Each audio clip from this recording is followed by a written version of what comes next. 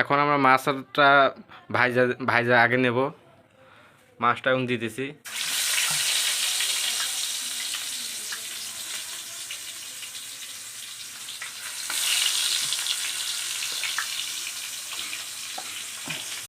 মাছটা এখন উল্টে দেওয়া হতেছে। মাছটা হয়ে আসছে প্রায়,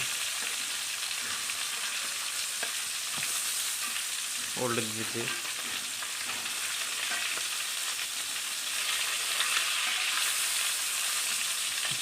মাছ ভাজি হয়ে গেছে প্রায়, এখন নামাইতেছি। মাছটা অনেক সুন্দর ভাজি হয়েছে। আমাদের মাছ ভাজি হয়ে গেছে,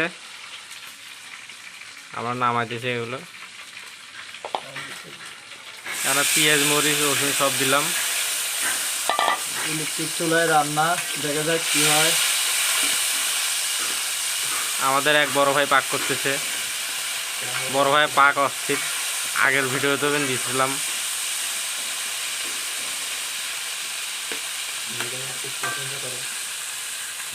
আমরা এখন মশলাগুলো দেবো।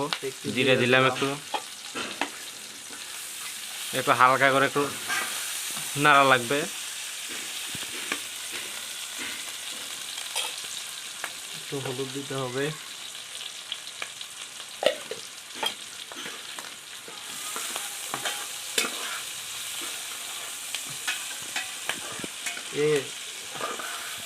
পেঁয়াজ ভাজি মরিচ ভাজি সব হয়ে গেছে। এখন আমরা লাউগুলো এখন দেবো।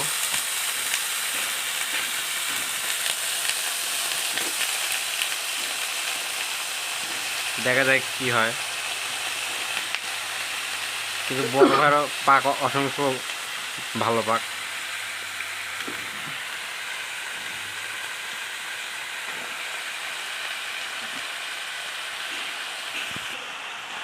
এখন নাড়া দেবো,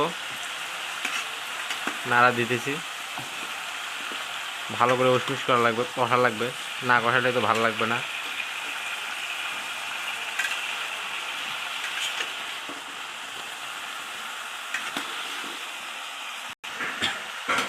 আমরা আরও একটু মশলা দিলাম, দিয়ে একটু এখন নাড়া দিতেছি। আমরা এখন এটা ঢাকি দেবো। ঢাকি দিলাম, ঢাকি দিয়ে কিছুক্ষণ হোক। 5 মিনিট আমরা পরে আসলাম। একটু হালকা একটু এখন নাড়া দেওয়া লাগবে। এগুলো অনেক সুন্দর হয়েছে, দেখা যায় কি হয়। তুললাম, 5 মিনিট পরে আসলাম আবার। এখন পানি দেওয়া লাগবে, মিডিয়াম একটু পানি দেওয়া লাগবে, দিয়ে একটু হালকা করে একটু নাড়া দেওয়া লাগবে। আমরা মাছগুলো দিতেছি উপরে তরকারির।